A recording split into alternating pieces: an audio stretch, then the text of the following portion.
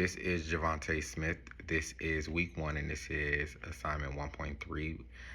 This week, we are to explain the important understanding of the triune brain, and then how it relates to the survival threats of emotion when it comes down to trauma, when it talks about the fight, flight, freeze method. So, diving right in. So when it comes down to the triune brain theory, we have 3 specific layers. Um, the first one is the survival state brainstem, which is am I safe? Which is the basic level. Then we have the emotional state, which is the limbics brain. Am I loved? And that one is also a older part of the brain as well. And then the last one is the executive state, which is the prefrontal lobes one, which also this one is not older. This is actually the newer one, the most newest part of the brain development. And this is what can I learn from this. So when we look at all of the layers of the brain, and I'm gonna start with the survival state, the brain stem. We look at it being the basic layer of all 3 of the brains. Its job is to make sure that we stay alive, make sure we stay in survival mode, make sure that we are eating, our heart, understanding our heart rate, our breathing, bare bones to keep us going and keep us just developing. But it is considered to be the basic level. Now, when we talk about the emotional state, we talk about, think of like a survival group. You need others around to survive. It is still one of the oldest parts of the brain, but it also identifies like the different love, attachment, jealousy, most of the emotional side of your brain and its social interaction amongst others surrounding you, which is also the emotional aspect of the fight, flight, freeze mechanism, in which I am going to talk about in just a few minutes. And then we have the executive state, which is more so the only human have this particular brain set. It thinks about the future and plan for it. Uses the imaginary scenarios, conscious thoughts, holds memory, think about problems on a complex level, and then it holds our identity and life purpose overall. With this, it is the most outer part of the actual brain as well.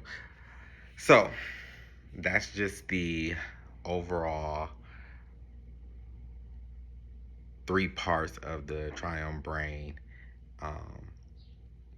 And then when it comes down to the survival rates of emotion, of trauma, is really the emotional state of being. That's where it forms. So it forms when it comes down to the emotional state. We have the fight, flight, and freeze approach, in which, because I am a teacher, or I was a teacher, I taught 8 years now. I am now a dean of student assistant. I decided that I wanted to do a lesson plan to more so break down the three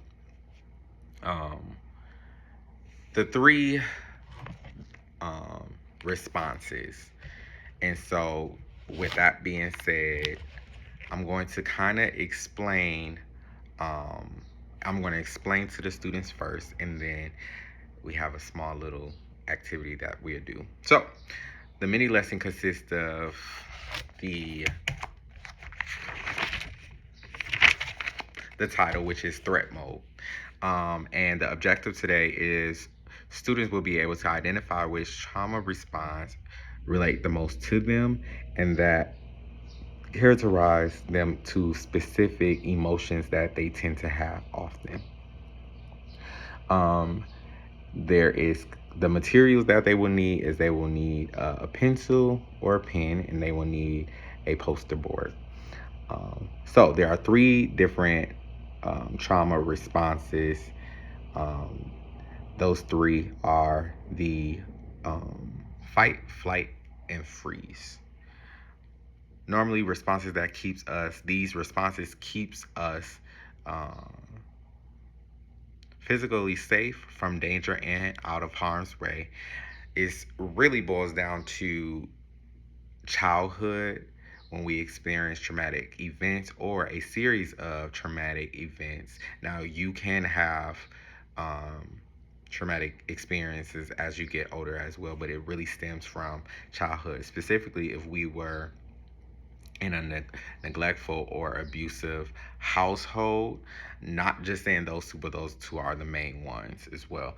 When we experience a trauma, we are not given the support or tools that we need to progress.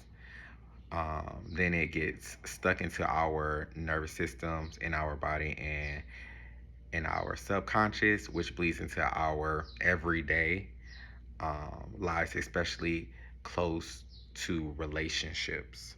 And that can be friendships, family, within friends, within co-workers, whatever that is. The point of the trauma responses is to protect us from perceived fear.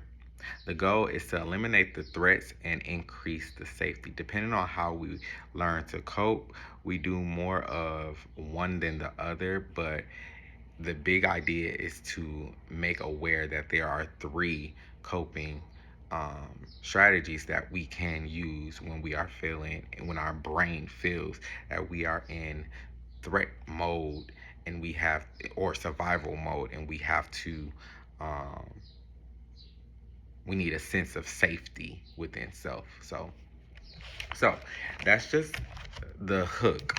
Going on into the actual lesson.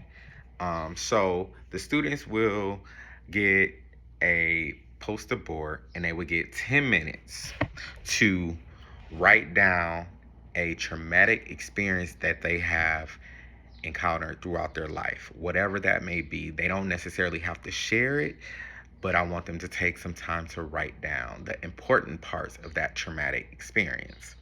After they get done with that, we are going to go over the three responses. And what I want them to do is I want them to take that specific experience that they wrote about, and I want them to place it within one of the two or one of the three categories and why they put it there. And if they don't have a specific one, then they need to adjust their emotions to where it fits within one of the three. Or maybe it's two of the three. Or maybe it's all three. Or maybe it's just one. Whatever the case is, I want them to place their experience in one of the categories. So, the first one is fight. And so we will discuss what that is, confronting a perceived threat head on, oftentimes ready to defend yourself, increase heart rate, rapidly breathing, um, tighten muscle tension. Um, Eliminate the threats of being in a eliminate the threat brings a sense of safety. Now, I'm going to have I want them to create a list of words in which go responds to the fight, such as demanding, controlling, aggressive, hands on, projecting of anger, and um, perfectionist. Now, these are all just a few that I came up with off the top of my head. As a class, we will come up with way more together. And then I will give them an example of fight. An example that I would give would be a heated argument between two students. And one is really, confronting the other student. However, the one student that's being confronted feels defensive and a strong urge to fight back emotionally and physically. And so it is important that we make sure that we identify our emotions and um, get them to a spot where we can control them. Okay? Because oftentimes we do feel threatened. As humans, we are going to feel threatened, but we have to learn how to control that. The next one is freeze, which have a hard time communicating and taking action when feeling threatened, will come off as silent. Escape from the danger, physically fleeting, avoidance, trying to get away. Then I will allow the class to come up with different words that goes along with freeze, which can be silent, it can be brain fog, hard time to remember things, spaced out numbing, shutting down, hiding, can't make a decision, executive decision. And overall, a person is not aware that they are in freeze mode of a state of being. They just froze. They don't know quite what to do within that moment. They tend to avoid conflict, withdrawing from social interaction and leaving a environment that is stressful for them.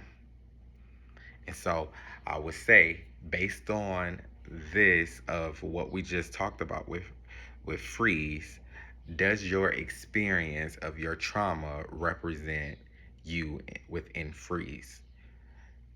If so, I want you to put that down and why. Then we have the last one, which is flight.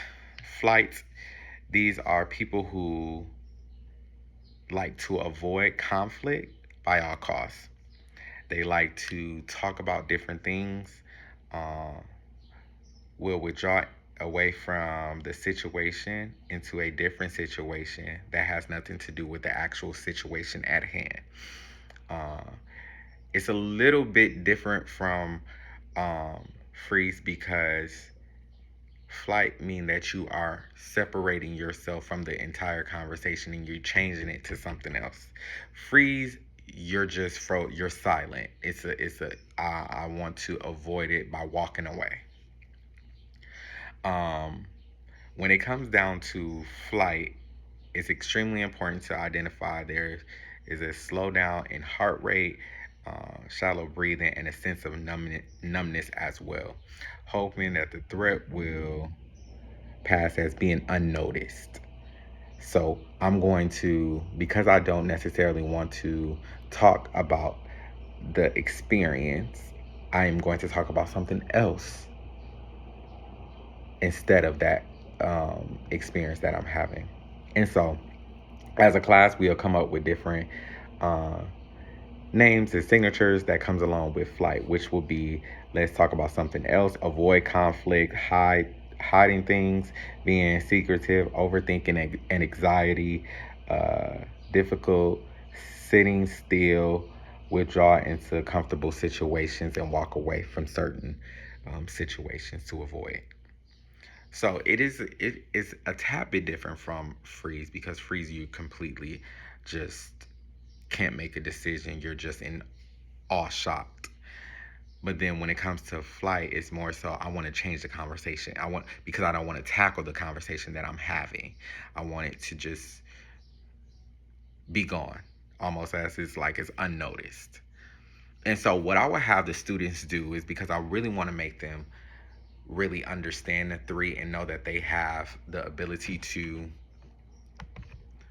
you know, um, ensure their survival by confronting the dangers and escaping from it, or, you know,